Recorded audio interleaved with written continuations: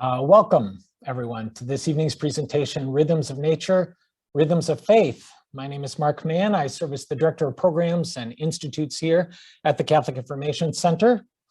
We're a ministry that offers opportunities for a deeper, more reflective awareness of our Catholic faith with those who are already Catholic. We also invite those of different faith traditions or no faith tradition at all to dialogue with us about this way of life. We're a ministry of the Paulist Fathers and at service to the Diocese of Grand Rapids, and very happy to welcome Anna Robertson of the Catholic Climate Covenant with us here this evening. I'd also like to offer this reminder that the programs here at the Catholic Information Center are free and open to the public. We are donation-based, and so this evening would not be possible without your contributions. We're very grateful to your donation and the support of our friends and associates here. You can also connect with us by signing up for our free newsletter, watching videos on our YouTube channel, or following us on social media. Your help is a big part of everything that we do. Thank you. And of course, you're welcome to visit us here at the center, and that includes you, Anna Robertson. We'd love to have you come to Grand Rapids sometime. But as we continue, let's take a moment to stop in prayer. And in particular, recognizing what's going on here in our Grand Rapids community, I want to take a moment of silence for and acknowledge the shooting death of Patrick Loyola. We pray for him, for his family and friends who are mourning his death. We pray for the police officer involved in the incident and for his family. And we pray for our wider community, for folks like Patrick Loyola who are immigrants here and are especially impacted by this event. Members of the Congolese community, and for other members in our community who are trying to make sense out of what happened and are seeking justice, and for the staff and officers of our local police department who strive to do their best to serve.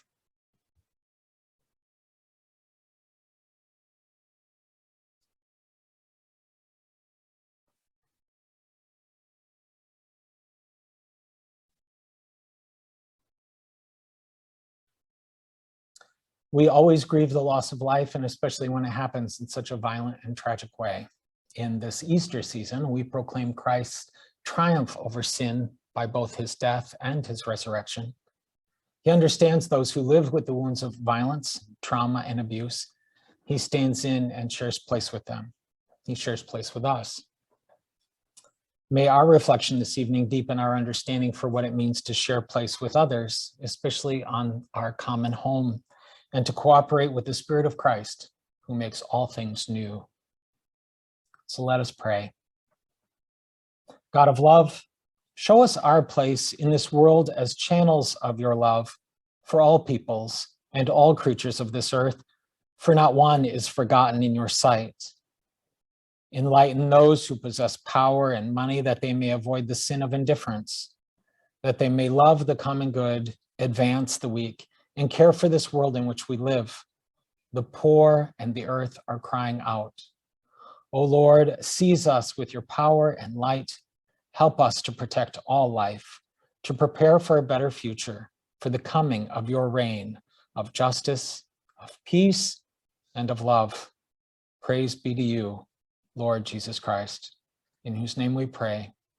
Amen. Anna Robertson is the Director of Youth and Young Adult Mobilization for the Catholic Climate Covenant. Born and raised in Nashville, Tennessee, she's called actually many places home, including Cincinnati, Central America, West Virginia, Boston, and now Seattle. Anna received a Master of Theological Studies from Boston College and a Bachelor in Theology from Xavier University in Ohio. Prior to working for the Catholic Climate Covenant, she worked as campus minister for retreats at Seattle University, supported families of women experiencing incarceration, conducted research on collective and historical memory in El Salvador, and accompanied students on international immersions at the intersection of faith and justice in Latin America. In her free time, she enjoys playing music, getting outside, and writing. Please help me welcome Anna Robertson. Thank you so much, Mark, and thank you to all of you for joining tonight. I'm just going to get my screen share situation up and running. So can I see a thumbs up from folks in the audience that you can see the slide? Great, thank you. So happy Easter to all who are gathered this evening, whether virtually, whether you're watching in real time or watching a recording later, or if you're tuning in person. I wish that I could be there with you all in person, but I'm really delighted that after so many months, indeed years of gathering virtually, so many of you are able to be in person with one another as we consider such important questions together this evening. So I want to begin by considering this quote from Pope Francis's landmark encyclical on integral ecology, Laudato Si. He says, "We do not look at the world from without, but from within." Ecological spirituality is one of the 7 goals outlined in the Vatican's call to all people of goodwill to embody the spirit of integral ecology through the Laudato Si action platform. And foundational to the development of, indeed the retrieval of, an authentically Catholic ecological spirituality is this movement from viewing ourselves as separate from, superior to, and outside of the rest of creation, to understanding ourselves to be an integral and interdependent part of the web of life. And the retrieval of such a worldview is the indispensable task of generations alive today, as it's only through such a shift that we can truly find our way back to our place in the web of life, in God's common home. So I want to just take a moment and invite you all to reflect on Easter's past. Just think about what are some memories that you have of Easter, and just take a moment. If you're tuning in virtually, you can drop this in the chat, and I can be your conversation partner. And if you're in person, turn to 1 or 2 people next to you and just share with that person or people a memory that you have of Easter. So we'll just take a couple minutes for that sharing.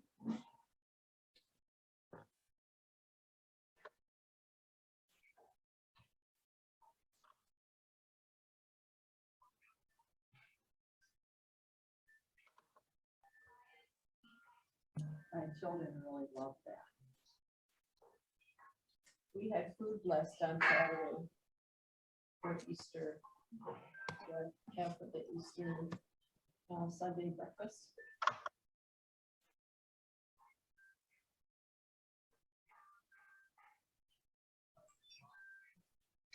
We had chocolate eggs around, so they were really chocolate Italian eggs. Oh. Very nice, not really real, right? It's still from we had to find them. We decided to not have ham, which we traditionally have. Instead, we had Cornish hens, and they were good. It was a change. And hi, Michelle, welcome. Glad you could join us. If you want to unmute your microphone and answer the question, you're free to do so.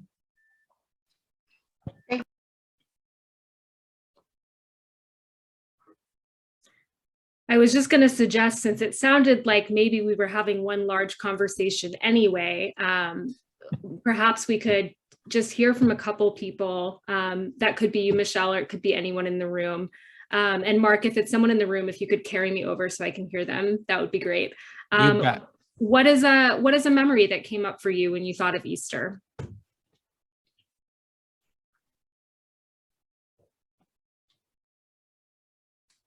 Dan. I had 3 or 4 almost simultaneously. The first one was hiding Easter eggs. My father and mother would, and then waking up in the morning and scrambling with 2 brothers and a sister to see who could get the most eggs, and an Easter basket full of jelly beans, etc.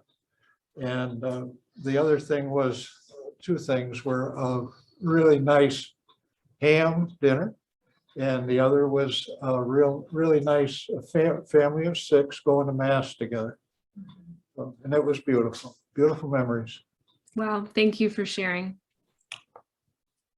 Someone else, one other person here? Yeah, Ray did. Come on, Ray.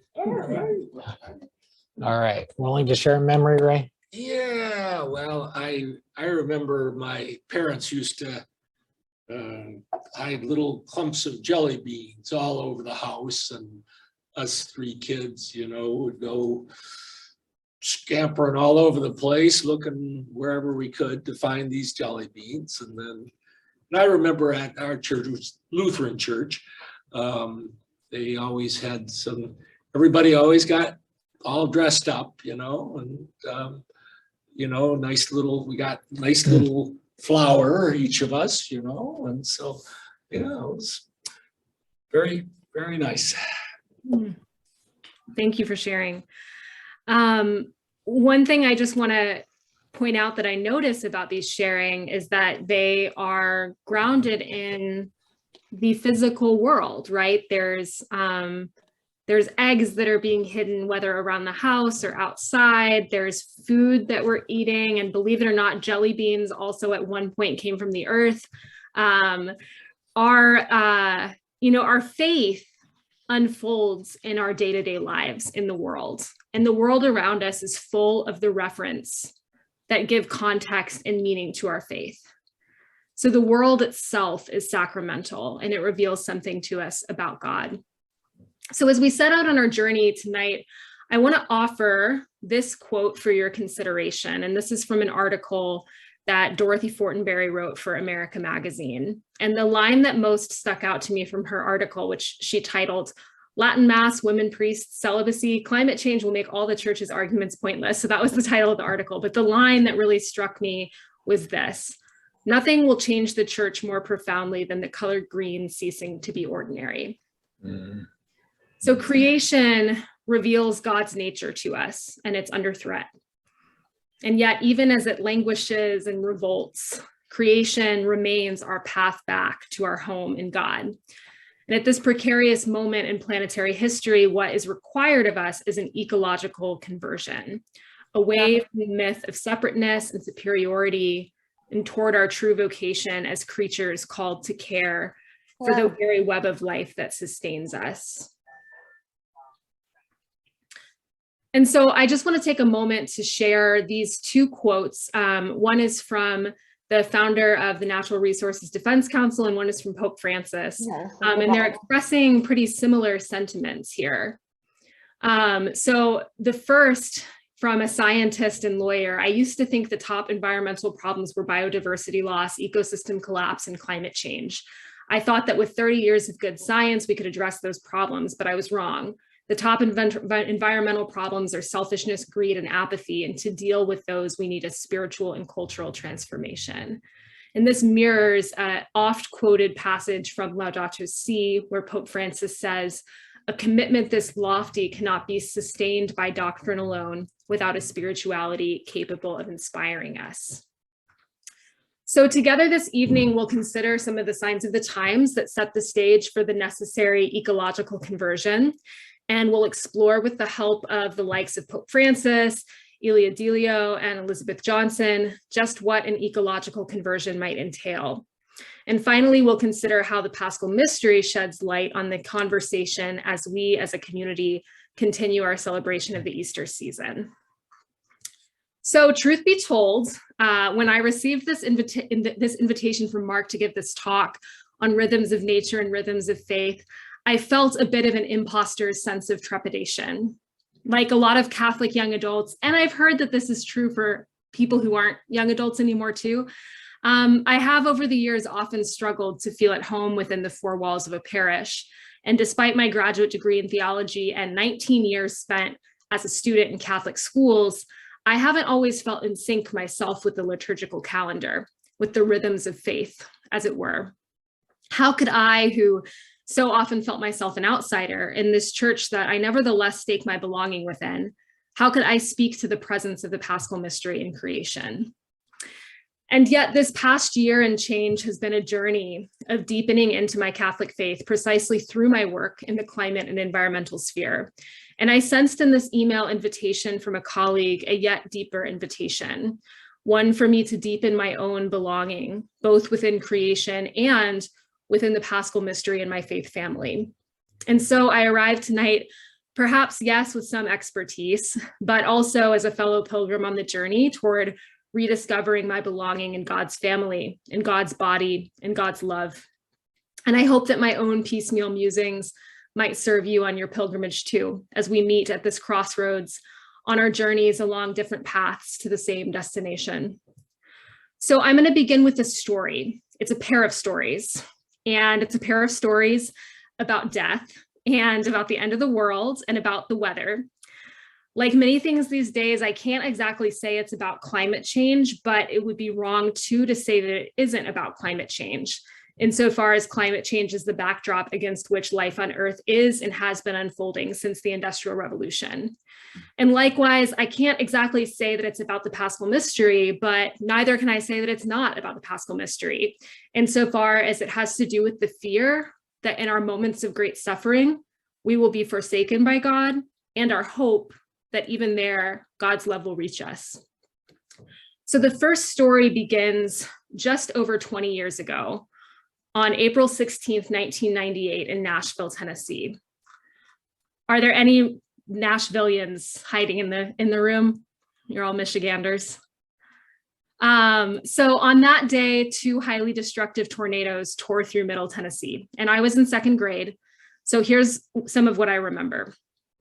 Sitting in the basement hallway of my grade school with my classmates for hours, a raging storm outside, waiting for our parents to come collect us, riding home with my dad, and the damage getting worse and worse as we got closer to my neighborhood, happening upon my mom on a street corner who was walking home from her office downtown, my parents hugging there, my mom crying, driving down street after street, trying to find clear passage to my house, but being thwarted over and over again by downed trees, staying at a friend's house a few blocks away from my house while my parents went ahead to assess the damage, the way my friend's dad and all of the men from the neighboring houses milled about on the front porch, scanning the still angry sky for twisters, bursting into tears when another storm rolled through while I was there, fearing for my parents' lives, the way my 6-year-old friend looked at my 7-year-old self seriously when the wind got loud and said, "I think this is it." Running home with my dad through the wind and the rain, holding his hand and sobbing, calmly collecting pieces of broken glass from the busted windows in my living room sometime later, cutting my hand. It wasn't until I left for college in Cincinnati as an 18-year-old that I could stop scanning the sky for funnel clouds on gray days, or laying in the hallway with a pillow over my head during thunderstorms. The other story occurred around the same time in my life, maybe a year or two later. It was another rainy day, and I was riding in the passenger seat of my mom's car. The rain was coming down in sheets, and they were the kind of sheets where when you drive under an overpass, there's this sudden hush that's quite shocking, quickly followed by a loud slam as the water hits the windshield again as you leave the shelter of the overpass. So we were near my house, and we came upon an elderly woman who was ambling along in the pouring rain with no umbrella. And I remember that my mom looked at me hesitantly, looked back at the woman, and then instructed me to get into the back seat. So we were going to give her a ride to wherever it was that she needed to go. For the 5 minutes that it took us to get from that street corner to the woman's house, she talked nonstop about the end of the world, how it was coming soon, quite a bit about fire and burning, probably something about repenting. I don't remember all the details, but what I do remember is how it wedged itself into my chest cavity as a new kind of fear that would rear its head every now and again for weeks at a time.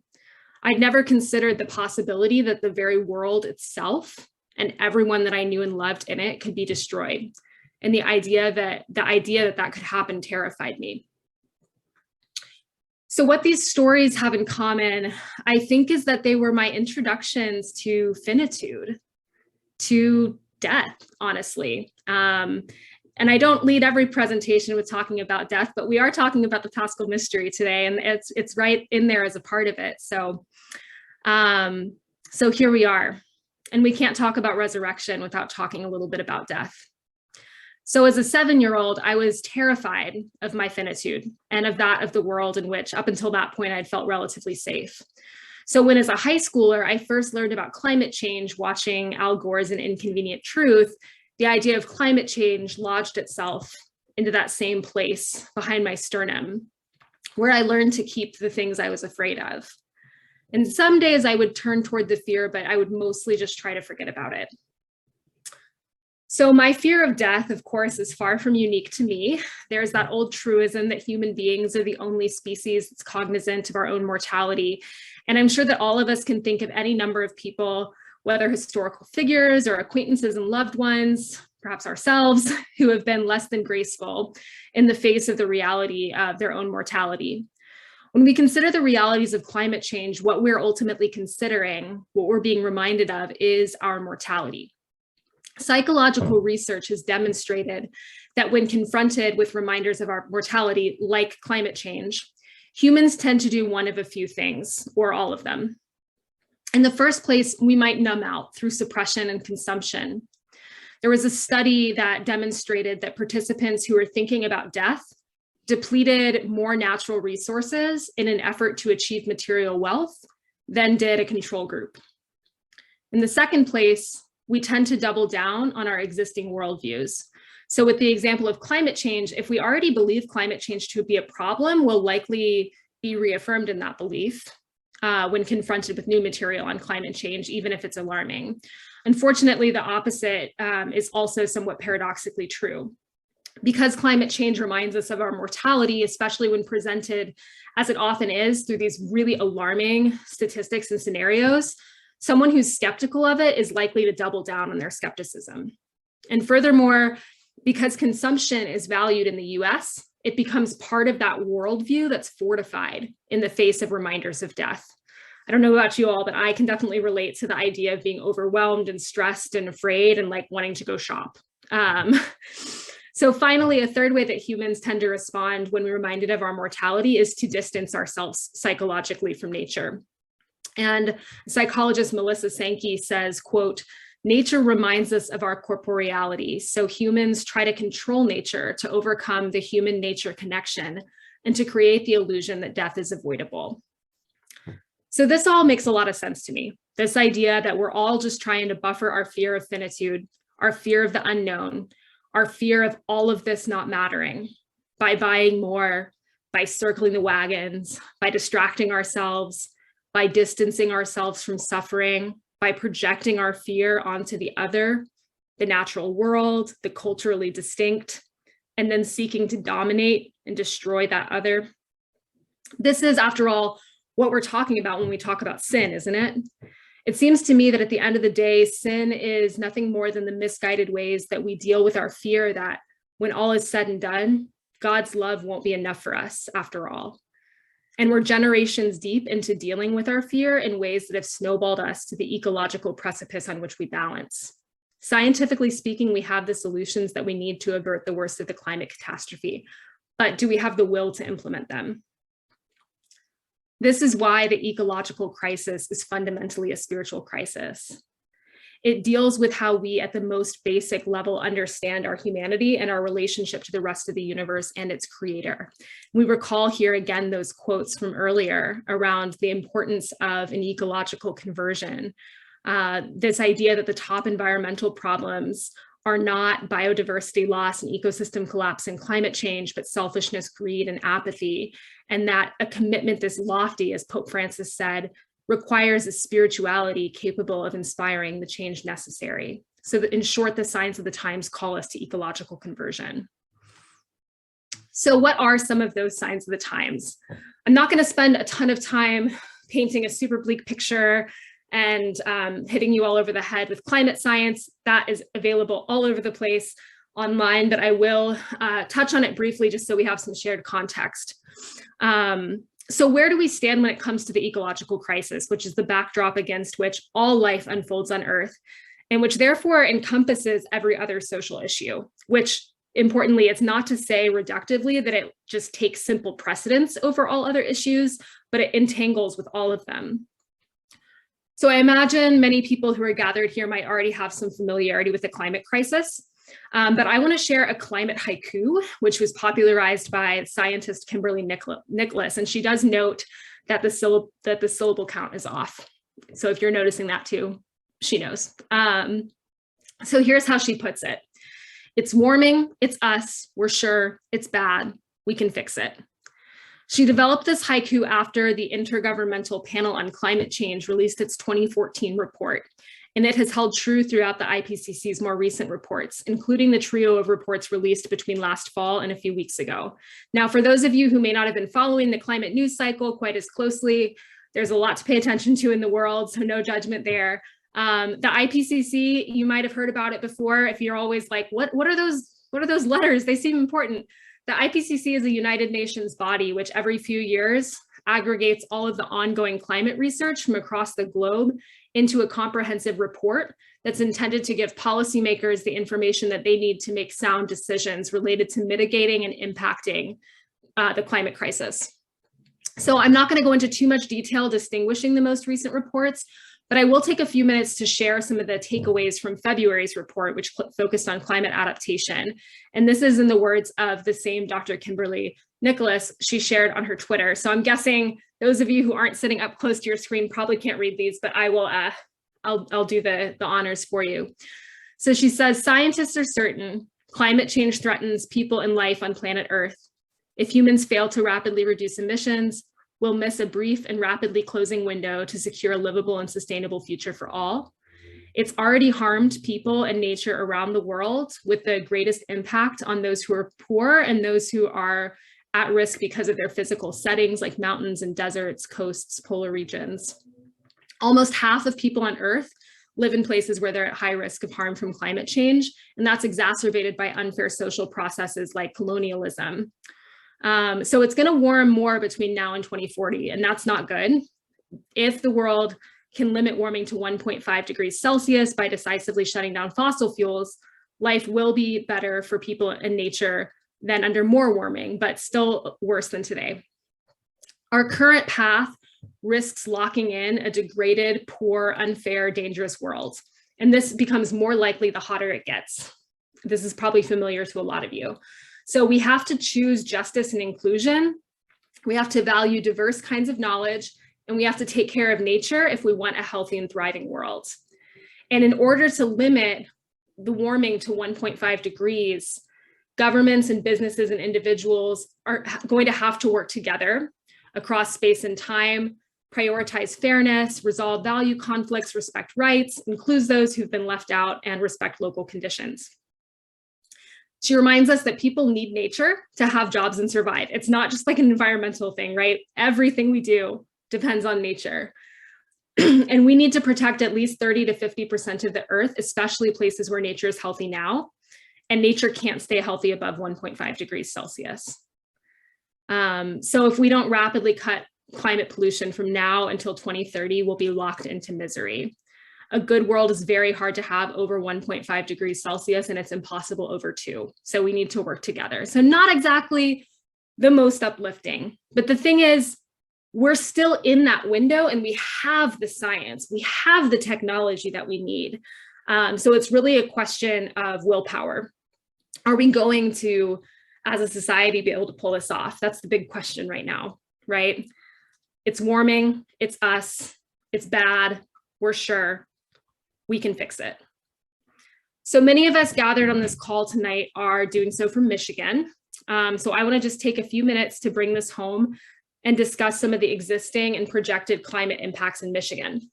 So before we get started, can anyone name any of the ways that you've witnessed the environment change in your lifetime?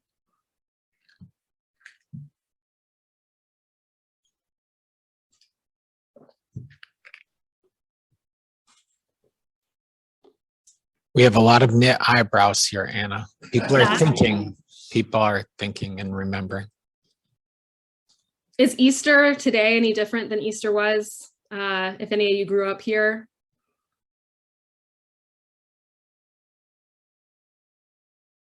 It typically snows on Easter, but Kate, let me bring the camera to you, Kate.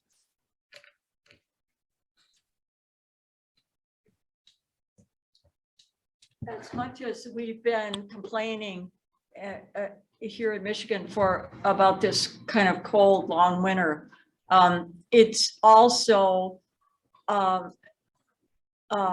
it is warmer in Michigan than it has been when I was a child. There is, you know, I know that that's true. And it's happened somewhat gradually, at least in my life, but it is warmer. And that changes all kinds of things. Yeah. Yeah, thank you for sharing. You know, where I am, I'm located in Seattle, and out here, it's really dramatic. Like, even in the time I have lived here, which is 5 years, we now have a smoke season. And that really only started when I moved out here. It's really dramatic. It's really dramatic out here, but is there anyone else who's raising their hand? Yeah. No. Here you go, Dan.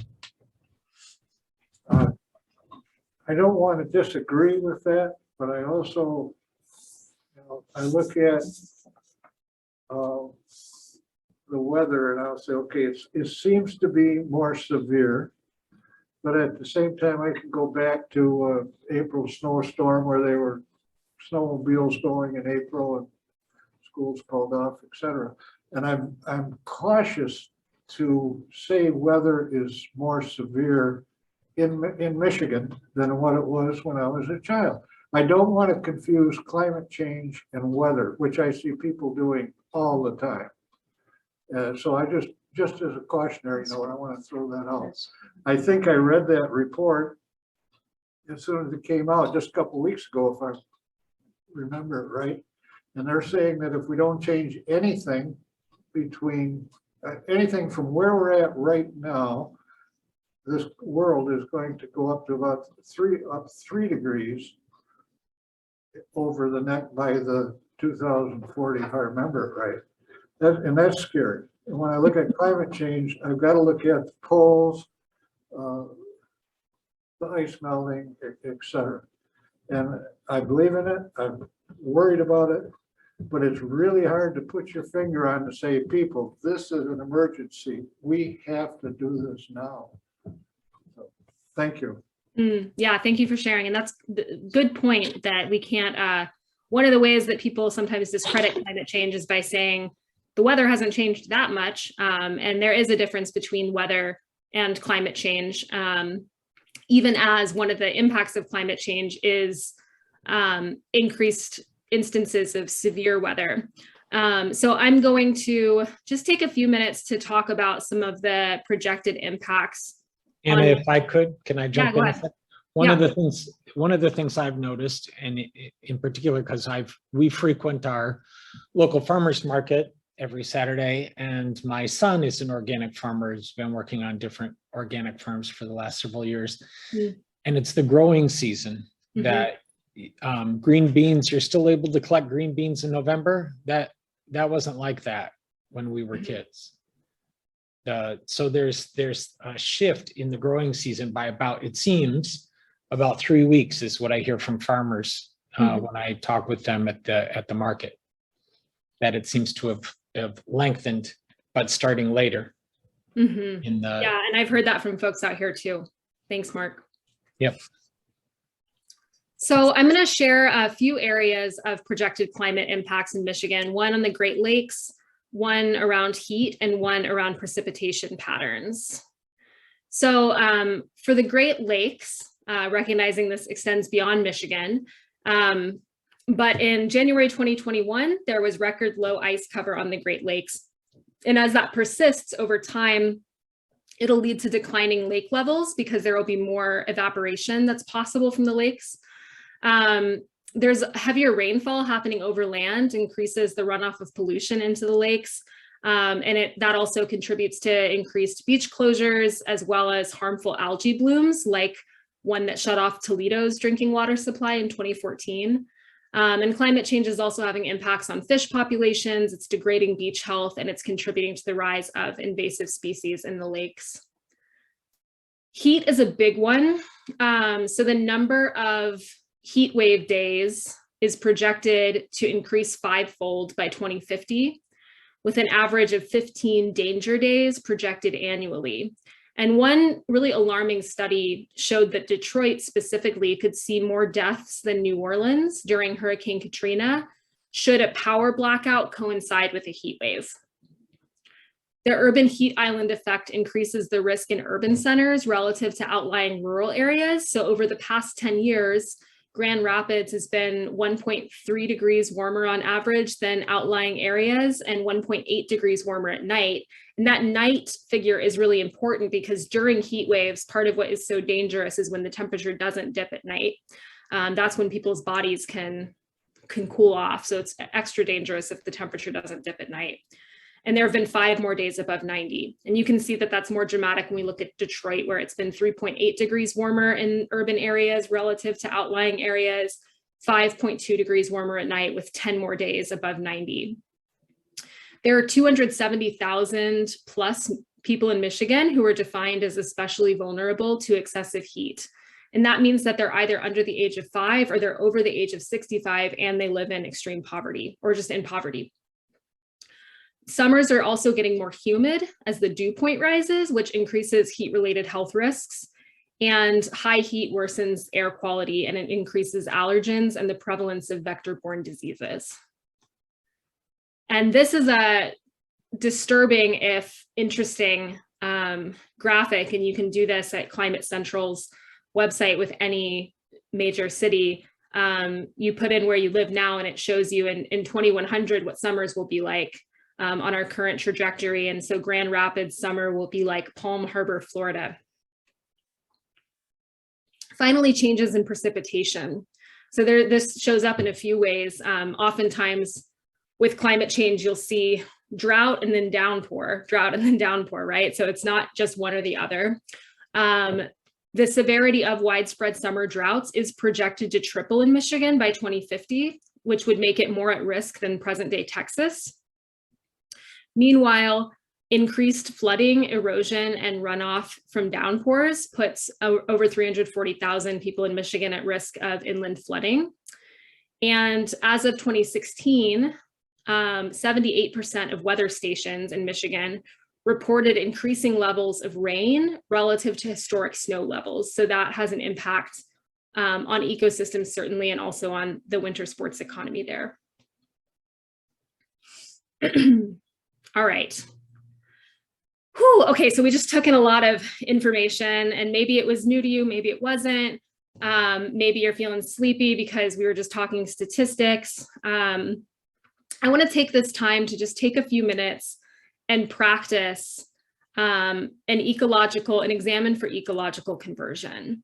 And this is something that I offer to you as an opportunity to not so much experience ecological conversion, right? Conversion always involves grace. It's not just a box that we can check, but I like to think of it as preparing ourselves for the possibility of that grace, opening ourselves to receive it. So I'm going to facilitate this. And there are slides that you can read along, but if I were you, I would want to close my eyes. And that really helps me personally feel connected to God. So I'll offer that. And if you're like, no, I would rather read along, then, you do you.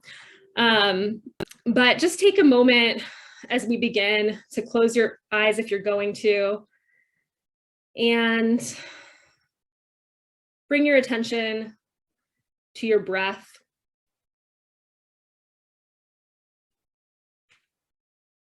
Ground now in your body and in your breath.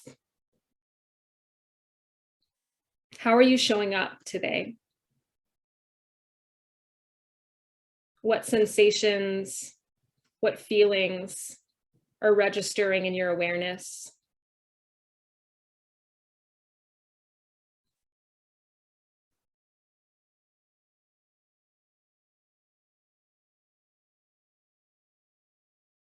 And take a moment to get curious and notice perhaps how your body itself invites you into awareness of your connection to creation. How is your body, your experience of embodiment, evidence of your interdependence in the web of life?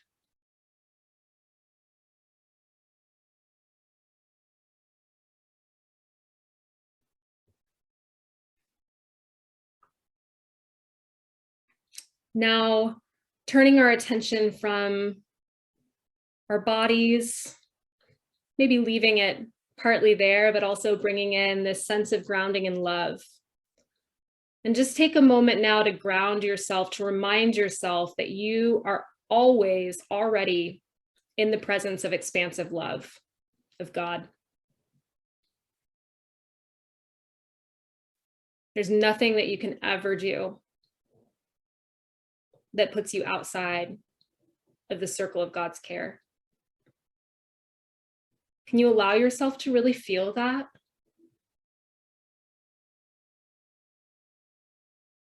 And if you're having trouble really feeling that, maybe believing it, I invite you to just imagine that God is celebrating you right now, that you've set aside this time in prayer.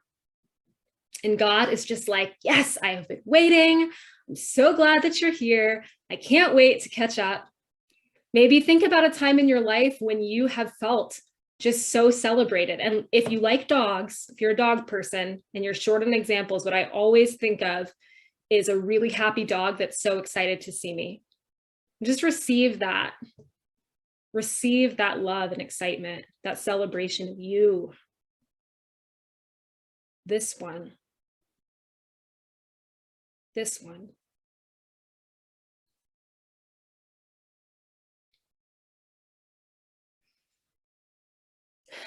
Now, full of that sense of love, take a moment to ground in gratitude.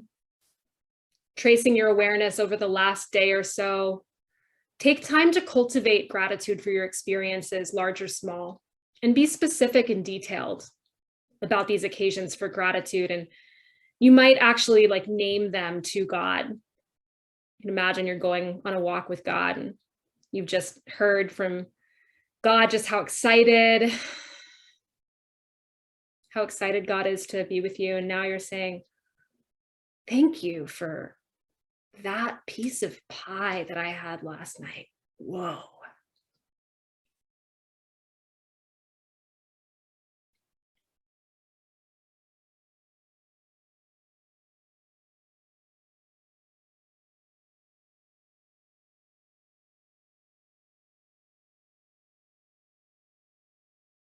Notice what it feels like in your body to be grateful. What does gratitude feel like?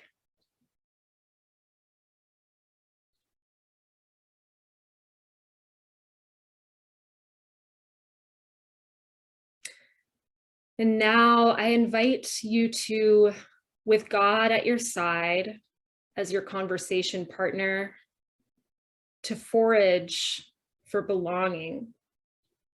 So when in the last day or so, did you feel a sense of belonging within the web of life? Did you feel a sense of expansive love? Did you experience trust in your belovedness or in that of another? Did you imagine new ways of being in community? In what ways did your actions caretake the web of life or its most vulnerable members?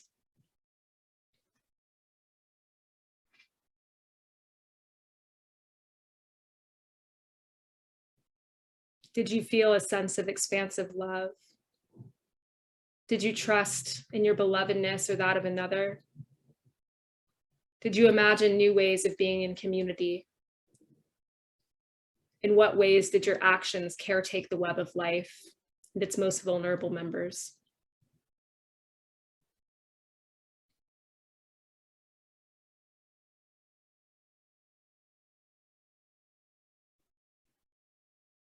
And now allowing your awareness to forage for moments of alienation. When in the last day or so did you feel alienated or separate from the web of life? Did you feel a sense of fearful contraction, judgment? Did you doubt your belovedness or that of another? What toxic systems did you participate in? In what ways did your actions undermine the health of the web of life or its most vulnerable members?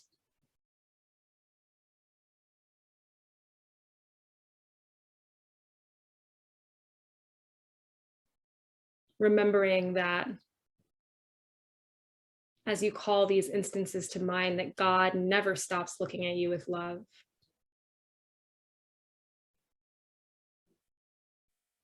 Nothing can ever interrupt that flow. And now be still.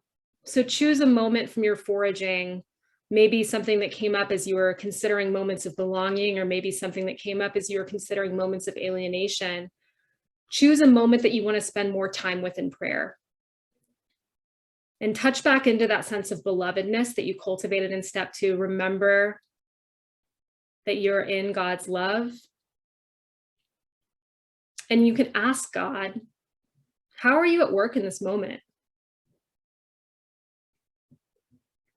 How might expansive love be inviting you to act in support of the web of life and its most vulnerable members?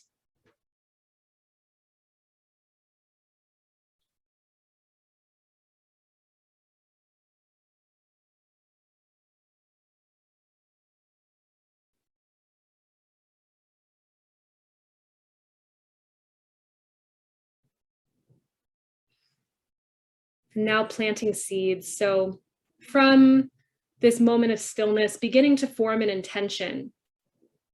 And it's okay if this isn't a fully formed thought, if it's not verbal, or if you're not sure how it relates to your examen. Just speak the intention into being and plant it into the soil of your heart. You might imagine planting it together with God down in the dirt.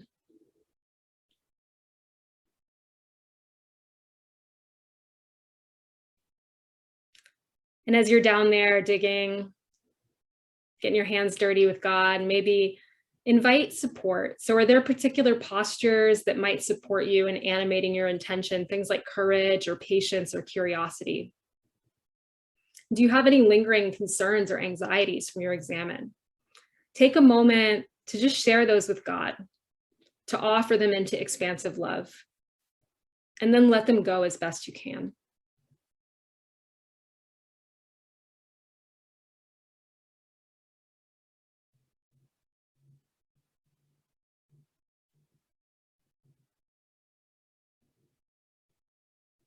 And now ending as we began with grounding in love. So just take one more moment to relish the experience of being delighted in by God. And remember, you can always get here by thinking of a time that you've been celebrated in your life. Now turn the tables and send some of that celebration back to God. And go forth and tend the web.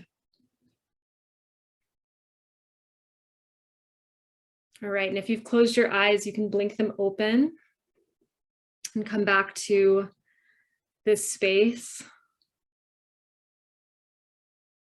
Now, we've just taken the time to engage experientially with ecological conversion. And like I said, conversion always requires grace. So I can't say that we just did it, like we just checked the ecological conversion box, but we did prepare our hearts, that seed bed, for the possibility of ecological conversion. And I'm going to spend the remainder of this presentation exploring what ecological conversion as expressed by Pope Francis in Laudato Si entails, and then we'll consider ecological conversion alongside the Paschal Mystery.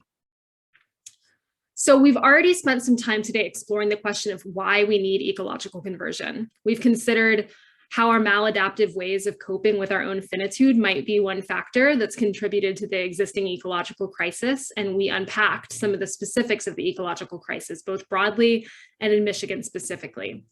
We learned a little bit about how the ecological crisis has the greatest impact on those who are vulnerable and oppressed, who also tend to bear the least historical responsibility for the emissions that have brought us to this precipice. And to some extent, we've already begun to consider the next question: from what do we need a conversion? But let's take some time to flesh that out. So in Laudato Si, Pope Francis diagnoses us with what he calls a misguided or excessive anthropocentrism. This is a story as old as Genesis, where Adam and Eve seek to be gods and reap the consequences of their actions, cut off from their original wholeness and trust in God's love. Pope Francis writes, quote, "When human beings fail to find their true place in this world, they misunderstand themselves and end up acting against themselves." Pope Francis gestures towards some of the fruits of this misguided anthropocentrism. In the first place, when we put ourselves at the center of the universe, we tend to dehumanize and oppress the human other, and in turn to objectify the non-human world, which we should note now includes those whom we've dehumanized. So a gut-wrenching example of this is the historical and ongoing abuse and neglect of Indigenous peoples in the present-day United States. Relatedly, misguided anthropocentrism leads to the proliferation of what Pope Francis refers to as a throwaway culture, rooted in a belief in human domination of and mastery over the non-human world. So we see evidence of this throwaway culture in landfills and secondhand stores, as well as in our tendency to throw away people whom we deem as undesirable, inconvenient, or of little economic value. For example, immigrants, elderly people, prisoners. Furthermore, this excessive anthropocentrism obscures our inherent interconnectedness and belonging within creation, and it leads us to fail to account for the limits of creation in our economic system. So before proceeding into an exploration of ecological conversion, I want to just take a moment to acknowledge and name, too, Christian complicity in creating and sustaining the crisis. I think that this is really important in order for us to be able to speak with any moral authority on this topic, that we name the times that we've gone astray. And this isn't an act of self-flagellation, or it's not an excuse to say we need to do this outside of Christianity. In fact, I think because of the ways that over the course of history, Christians have gone astray is all the more reason why it's important that we turn back to our tradition and retrieve the best of it. In the first place, as Pope Francis acknowledges in Laudato Si, for generations, our scriptures, in particular the Genesis story, have been interpreted irresponsibly to uphold and justify an ethos shaped by human domination and mastery over creation. So he writes, quote, "Often what was handed on was a Promethean vision of mastery over the world, which gave the impression that the protection of nature was something that only the faint-hearted cared about. Instead, our dominion over the universe should be understood more properly in the sense of responsible stewardship," end quote. The church has also had a shameful role in blessing the violence of colonization and its aftermath. It's worth noting here that the most recent Ipcc report explicitly named colonialism as a driving factor increasing vulnerability of ecosystems and people to climate change. And by providing the religious justification for colonization and later in administering residential schools used as tools of cultural erasure throughout the US and Canada, the church was complicit in the uprooting of Indigenous peoples from the land they'd stewarded for countless generations. We also might be familiar with the prosperity gospel, which is this idea that God rewards our faith with material wealth, and that material wealth in turn is a sign of God's favor. And it resonates quite comfortably with consumerism. And we have to be critical about the ways that these theologies support or challenge these destructive worldviews. And finally, in the present day, far too many church leaders have remained silent in the face of the climate crisis, which is one of the most significant pastoral crises of our lifetime. So the church is comprised of people. We can't expect it to be perfect, but we must acknowledge these failures in an ongoing and constructive way if we can claim any moral authority to speak on the present moment. Far from being a reason we should back away from these conversations, our historical and ongoing sins are all the more reason that it's important that we do this work from a Catholic and Christian perspective. In an interview on a podcast, the Ologies podcast is what it's called, with Robin Wall Kimmerer, who's the author of Braiding Sweetgrass, which everyone and their mother was reading for a while, which was amazing because it's a great book. A listener who, Robin Wall Kimmerer is a Native American and a botanist.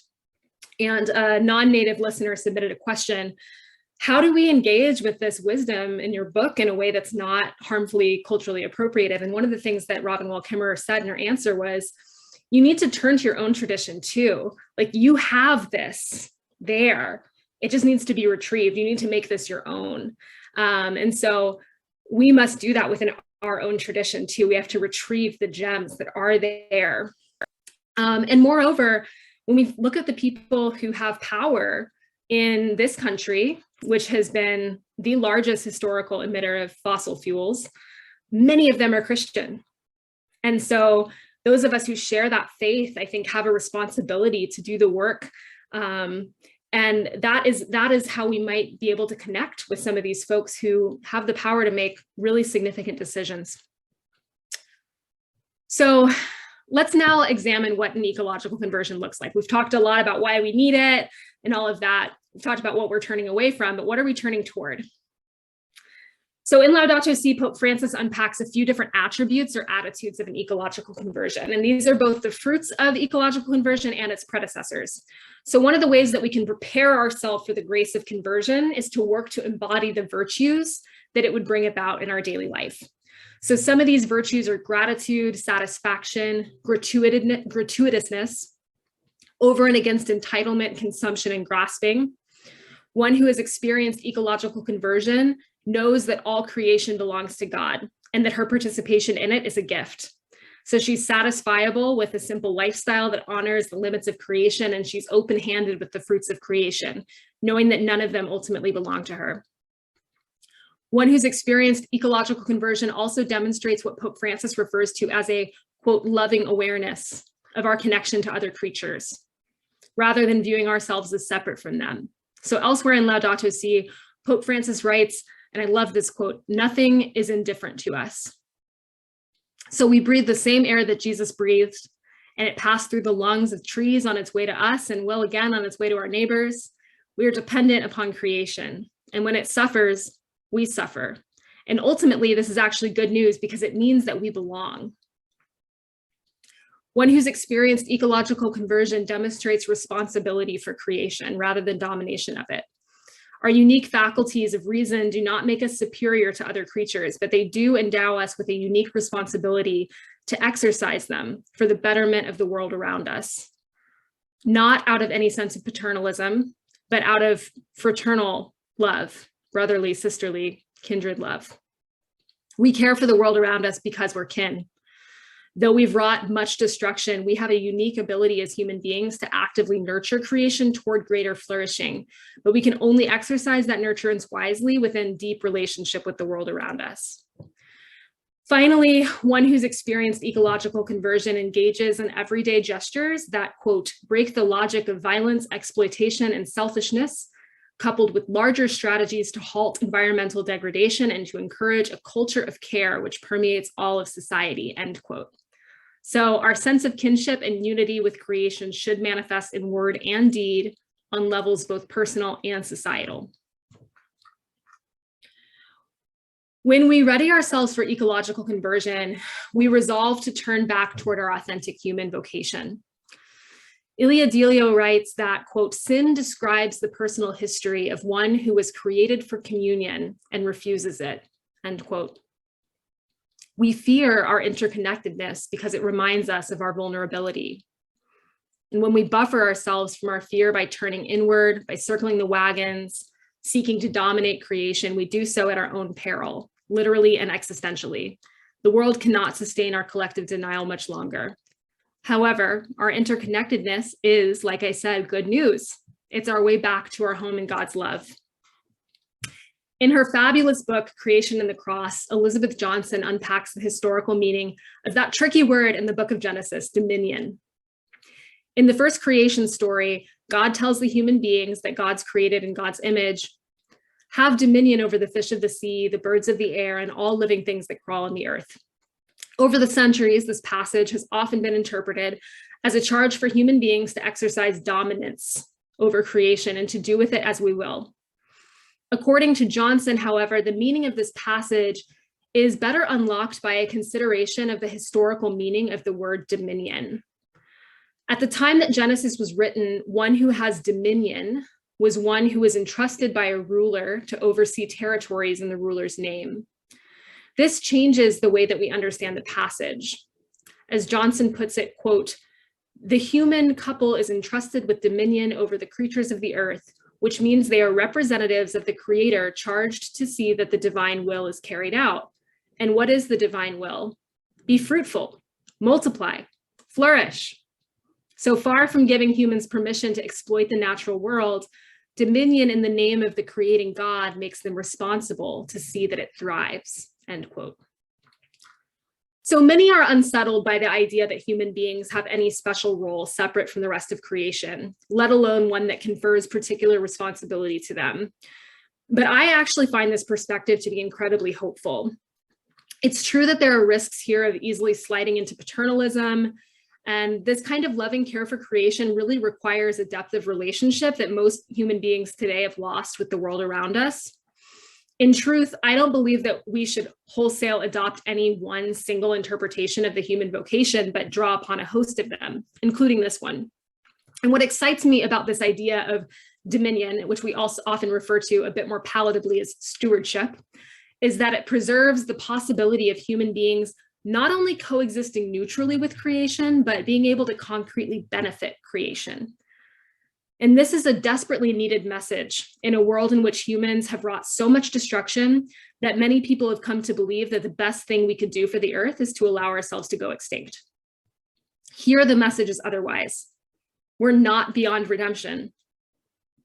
And if we pay attention, there are in fact countless examples throughout human history and today of human beings in such beneficial examples or beneficial relationships with our ecosystem. Though far from monolithic, many indigenous communities have spent generations managing their ecosystems with such precision and attunement that it's only relatively recently that scholars have recognized that many of the places we consider the pinnacles of pristine and untouched wilderness, like the Amazon, in fact owe at least some of their beauty and biodiversity to their generations of human stewards. Today, movements around permaculture and regenerative agriculture likewise seek to listen closely to the land and to model care for it in a way that adds to its flourishing rather than depleting it. So this model of dominion or stewardship, as Johnson points out, is not the only or even, and this was kind of surprising to me, the dominant model of human relationship with creation in the scriptures. More commonly, human beings are placed, quote, within, not over the interdependent community of creation with God as its center, as Johnson puts it. So if ecological conversion calls us back into right relationship with creation, how do we get there? The idea of encounter is central to Pope Francis's theology. The quintessential story of encounter is from the Gospels. It's that of the Good Samaritan, where there's the Samaritan belonging to a scorned group of people, comes upon a waylaid stranger left for dead on the side of the road. Rather than passing by the stranger, the Samaritan stops, cares for the suffering person, ultimately uses his own resources to see that he's nursed back to health.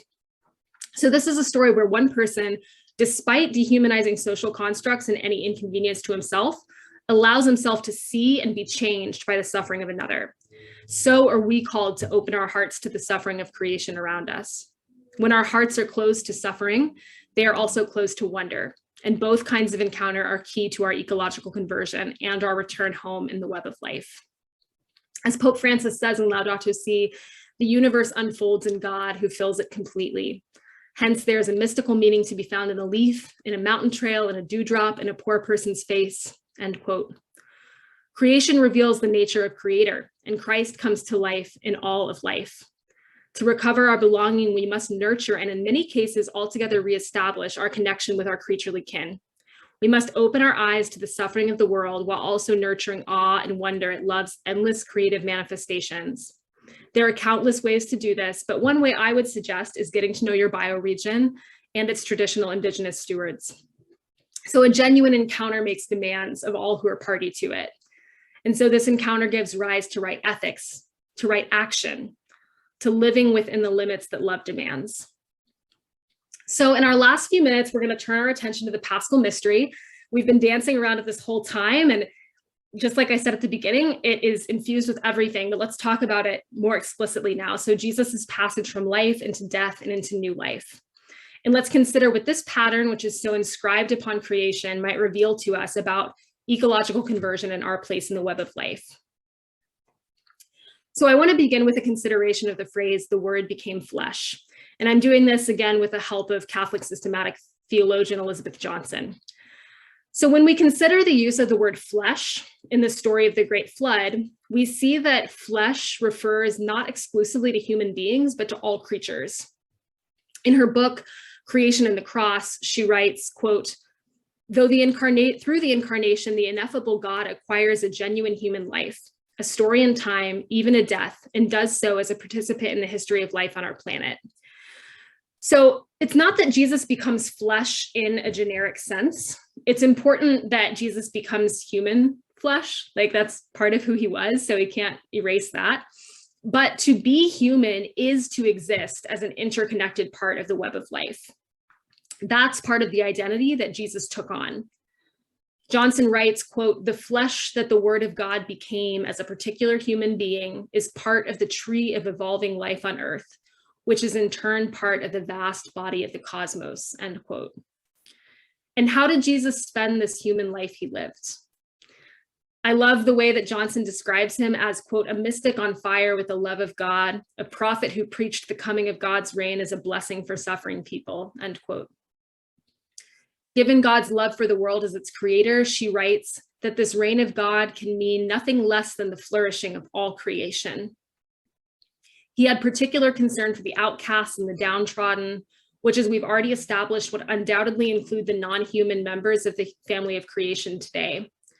His message was a dangerous one for a Jew living under Roman occupation during times of high tension, and his fidelity to God's love led to his execution as a political prisoner. He lived a human life and he died a human death, full of indignity and suffering. I think back to that child version of myself that I shared about at the beginning of this presentation. My cry as I feared for my parents' lives, as the wind kicked up and my friend looked at me gravely and said, "I think this is it." My terror at the idea of the end of the world. I identify with Jesus's cry from the cross. My God, why have you forsaken me?" He articulates here what's fundamental to all of my fears, and what I would hazard a guess that in theological language is fundamental to all human fear, that we will, when all is said and done, find ourselves suffering and alone beyond the reach of love. Even Jesus knew that fear. As Elizabeth Johnson says, quote, "Jesus's crucified death places him in solidarity with all forms of desolation." And elsewhere she writes, "Jesus's anguished death places him among this company of creatures of the flesh. Such a location allows divine solidarity to reach to all who are made of flesh and are perishing, not disdaining them in their distress," end quote. When we contemplate Jesus's suffering and death, we're challenged to widen our own mercy to encompass suffering wherever we encounter it, and to live from a place of integrity, even at great cost. We're reminded of God's solidarity with us in our suffering, and this reminder perhaps can serve to fortify us in the face of our fear of our own finitude, which, as discussed earlier, can truncate our ability to respond in love before the ecological crisis. We're called to know that we are dust, both in the sense that we're finite and in the sense that we are composed of the same dust that composes all living and non-living creatures in the universe. As Ilia Delio puts it, quote, "Death is the passage into life's fullness. It's the tearing of the veil and the removal of boundaries that prevent us from engaging as relational beings in the unity of love. Death is the release into a deeper, more comprehensive relationship with the whole universe," end quote. So we might ask ourselves where we're called to die metaphorically unto our illusions of separateness and superiority, so that we can wake up to our true vocation in creation. Key, of course, to the Christian story and to the Paschal Mystery is that death does not have the final word. In Jesus's resurrection, God did something radically new in history. God accompanies us into the depths of our suffering in our moments of greatest anguish and desolation. However, the resurrection is the promise of God's intention in that accompaniment to save. As Elizabeth Johnson puts it, quote, "The cross of the risen Christ stands in history as an anguished, if contradictory sign that rather than abandoning them, the living God is present in the bleakest moment, accompanying, intending to save," end quote. According to Johnson, this intention to save is directed toward all of creation and its suffering, not just human beings. She says, "The coming final transformation of history will be the salvation of everything, including the groaning community of life, brought into community with God of love." Ilia Delio is in agreement with Johnson here when she says, quote, "The death of Jesus was not the annihilation of creation, but its radical transformation through the power of God's life-giving spirit. Jesus' resurrection is the beginning of the transformation of the world of nature, end quote. So I want to close by returning to this quote that we opened with from Dorothy Fortenberry. Nothing will change the church more profoundly than the color green ceasing to be ordinary. We are pilgrims on the journey with one another and with all of creation. We come to know God's nature through creation, a creation in which God delights and into whose anguish God enters with intention to save. We rely upon creation for our literal survival. And so we're called now to act in defense of creation, our common home. So I want to invite all of you this evening to take action in defense of creation, our common home, with Catholic Climate Covenant, with partner organizations across the country by enrolling in the Encounter for Our Common Home campaign. This campaign, underway as of early April, brings together Catholics from across the country, including special opportunities for young adults, but it's not just for young adults. That's just my special job. All are welcome. And equips these communities with tools to advocate for climate justice from a Catholic perspective. And the campaign is going to culminate with a week of legislative visits with our US senators. For the most part, those are going to take place on Zoom. It's a state-by-state basis. And those will take place during the week of May 2nd to 6th. So you can enroll in the campaign either by scanning the QR code that's on the screen right now, or by going to godsplanet.us/advocacy. And so with that, I would love to open it up to questions. Thank you. Questions or comments or conversation. Anna, thank you so much. Yeah. I want to give Michelle an opportunity to talk first before we open it up in the room here. If you have, Michelle, if you have any questions or comments or anything that resonated for you.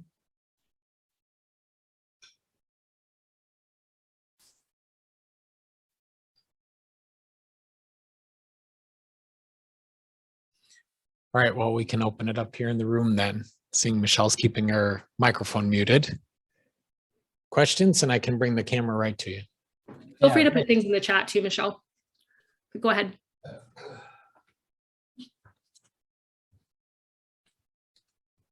Here you are, Ray. Yeah. Do I just speak into this? Or? You can just leave it right there. Oh, okay. I guess the goal, I think, is to move away from this dominating anthropocentrism.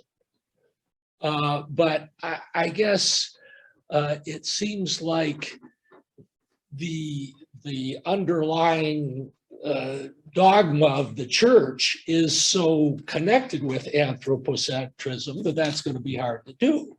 I mean, we're made in the image of God, apparently. Other creatures are not.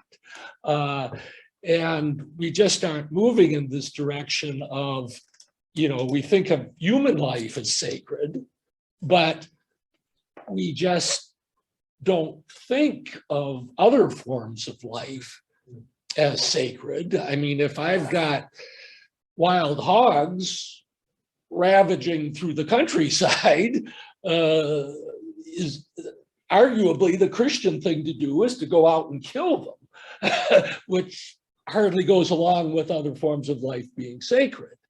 So I'm just not seeing that the underlying dogma of Christianity is moving really much. We're still focused on controlling creation for our benefit.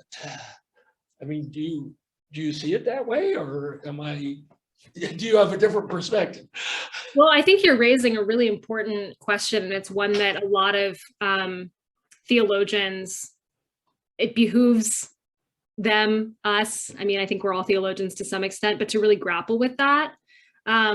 That's part of what I was getting at when I talked about some of the concern around the idea of stewardship. Like, I know that there are a lot of folks who would just as readily toss out the idea of stewardship altogether. And I do think it's interesting, the point that Elizabeth Johnson makes, that, like I said, is actually pretty new to me, that stewardship's relatively non-dominant in terms of models of human nature that's in scriptures, but there's no doubt that it's been extremely dominant in our tradition. And given that, it seems important to me to try to work with that, because like you said, like it's right there. And so I don't think that there's an easy answer, but I do think, you know, if we're made in the image of a loving God who loves creatures, then that means that we're called to do as God does toward those creatures.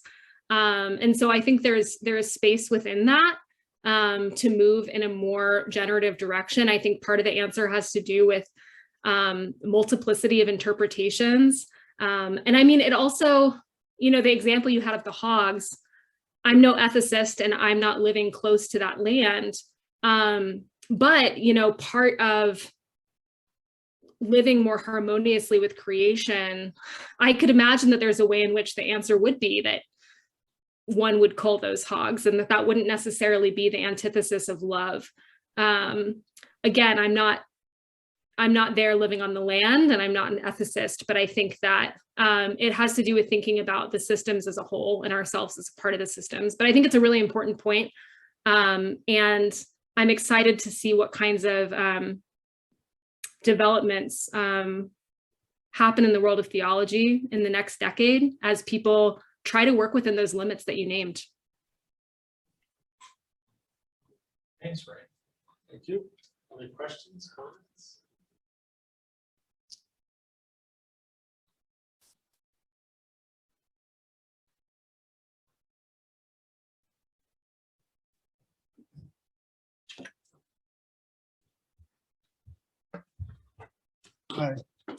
Sometimes I find this a little overwhelming. But one thing that I keep thinking about, that old adage of keeping it simple, and to one thing I can do in terms of consuming less, and taking the time to go out and enjoy creation, which doesn't take very much. Sometimes I can take a camera and take some photos, but I don't have to be destructive to creation to enjoy it. And that's about where I stand on it. Yeah, thank you for sharing that. I definitely think it can be very overwhelming, and finding those ways that we can act in our integrity in a way that's sustainable. And, you know, with consumption patterns, there are a lot of critiques that say like, oh, it's not enough. And I think, you know, there might be some merit to some of that. But what I will say is that for those of us who live at certain income levels in this part of the world, we really do have an outsized impact on our consumption. Really does have an outsized impact. And so that work's not for nothing. And I think there are others whose work is going to look more like the thing that they decide to do is show up to that political action. And I think holding some of the big picture and also being compassionate with ourselves and attending to what is possible and what the next right thing is, and knowing we can't do it all is a really great way to move forward.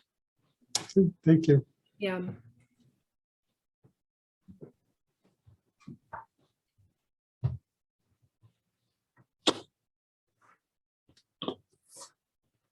Right at the end of the presentation, I saw a real quick date there. I think it was May 2nd. Mhm. For the little thing that said sign up. It talked about meeting with senators and discussing your concerns. Could you go into that a little more detail and what that involves? Because it was so quick. I thought, I don't know if I want to do this or not. I'm not totally sure what I'm signing up for. Sure. Are folks still able to see if I screen share, Mark? Yes. Yes. So, Encounter for Our Common Home is a national Catholic campaign for climate solutions. So this is something that Catholic Climate Covenant, along with many of our partner organizations, has organized, and it is underway. So there are educational components that have already begun. We've had a couple of webinars that you can see those recordings. They are on what is our why. So if you're like, I don't know if I want to do this, watching the webinar, which this is all at godsplanet.us/advocacy. Maybe Mark, you can share that with folks by email or something after this. so some of the background of why we're doing this campaign. And then today we just had our second webinar, and it looks like the recording's already available on the what and the how. So more around what does a legislative encounter look like, and what should I expect, and how do I do this? And so those are some of the educational events. And then it will, let's see, you can learn more about the asks here. And if you join the encounter campaign, you'll get all the materials. And ideally, you know, everyone who signs up will be in those legislative visits. And also, if you kind of discern through your participation that maybe it's not for you, you certainly don't have to show up for the legislative visits, but really just calling on Congress to take just and dramatic climate action. So the just part is to make sure that we're not leaving behind communities that depend upon fossil fuel infrastructure right now, and that we're attending to those who are receiving the first and worst impacts of the climate crisis. Dramatic, as it sounds like you read the Ipcc report, we got to do a lot quick. So really just trying to keep the pressure on our senators to take that action, specifically from a Catholic faith perspective. We have a lot of power in our faith identity, and we can be bridges in that as well. So really seeking to not do this from a place of polarization, but from a place of bridge building. Okay, thank you. Mhm. I have it on my computer. Yeah, I joined already. Oh, were you just sharing your signed up, Katie? Yes, yeah. As am I. Good. So Great. Ray has another question. And yes, I'll share that link with everybody. Thank you. Back again. You mentioned Ilia Delio, and she's awesome, I think. But I was wondering if you might have another name of a theologian or whoever that might do well at getting to a conception of God that is more identifiable with nature and creation, rather than seeing God in a more anthropocentric sense, or in a transcendent spiritual sense, but really getting that identification with reality, if you will. Can you got a couple names for me? Well, yeah, I mean, I mentioned Elizabeth Johnson. I don't know if you're familiar with her work, but I find her to be very accessible and very thorough. She's a systematician, so she it follows the flow. It's very thorough. And she has been really important for a lot of folks, myself included. It sounds like, sorry, go ahead. Is that what she's trying to get at, is a conception of God that's connected with reality, or rather than being so anthropocentric, or is she, is that part of her mission, or I don't Well, know. she certainly theologizes about the nature of God. I think that, I don't know that she would articulate it in those terms necessarily, but I think that she might be a good place to start. I think that she would critically engage the kind of anthropocentric ways that we have conceived of God. Okay. Yeah. We have time for maybe one more question or comments.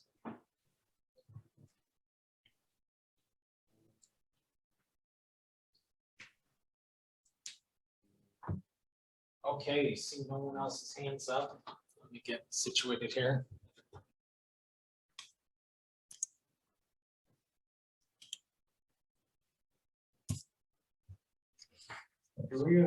Thank you. I'm about to do that. But yeah, Dan wants to be the first to say thank you. Dan, and I do too. So Anna, thank you very much for your presentation here this summer. Yeah, thank you so much for having me. And I hope that there was some seed of fruitfulness for all of you in one way or the other. And full permission to push and pull with it. We're all on the journey together. So thank you for having me. Yeah, thanks. I appreciated you are a master storyteller. Thank you. And also appreciated that you brought it home here for us here in Michigan, what some of the implications are of the kind of ecological crisis that we're dealing with here on our planet. And also appreciate the Examine tool. Is that available on Catholic Climate We'll Covenant? share it with you. I need to put it on the website. I don't think it's there Okay. right now, but you can email it out. Great. And you would probably be better to speak to this, but for folks who don't know what the Catholic Climate Covenant is, I know it was inspired by the US Bishops' Conference statement on the ecological crisis back in 2001, but certainly got a lot of steam with Laudato Si. Maybe you could say a little bit about the mission of Catholic Climate Covenant briefly for folks that don't know what that is. Sure. Yeah. So Catholic Climate Covenant is committed to working at the intersection of care for creation and care for the poor. So really an eye toward climate justice, seeking to animate and inspire the U.S. Catholic community to climate action. And the primary ways of doing that are through education and community organizing and public witness. So we have a bunch of educational tools on our website, catholicclimatecovenant.org, lists the scripture passages about creation, any number of things. Community organizing wise, many of you might already belong to creation care teams or green teams at your parishes, but we resource those. So we're not like in charge of them, but we provide resources to groups that are doing those on the ground. And then public witness, our ongoing advocacy campaign is a great example of that. And my area is in youth and young adult mobilization. So I've been here for a year and change and am tasked with building out our youth and young adult engagement. So I've been doing a lot of listening and have a couple of exciting projects on that front as well. And if you sign up for our newsletter, you'll hear all about, there's so many things. There's currently a small grants application open for Catholic organizations up to $1,000 who are interested in pursuing things aligned with the Laudato Si Action platform. So if your creation care team wants to put on an event and needs some money, the deadline for that's May 2nd. And that information is also on the God's Planet website under the grants tab. Great, thanks. Well, we do have an active creation care team here at our cathedral in Grand Rapids. We'll be happy to pass that along, certainly. Thanks for the tip. And Anna, thanks again for your presentation this evening, for your reflection, for accepting the invitation to do your own inner reflection, but then also providing us the fruit of that. Found it really insightful and just really appreciate the stories you shared about yourself, but also the theological reflection that you were able to guide us through. So thanks again. And I also want to thank our program team, the Kenny Faith and Life team, named for Father John Kenny, Paulist father here in Grand Rapids, and for their support of the programming here that gets planned from one season to the next year. And we do invite you to look for our upcoming programs. In 2 weeks, we will be hosting Father Ken Schmidt, who is a priest of the Diocese of Kalamazoo, but the co-founder of Trauma Recovery Associates, and he's going to be talking about being holy ourselves and ourselves as holy people. So I invite you to check that out as well, and he will be here on site. And finally, we wish everyone a continued happy Easter, and thank you again for being here. Good night.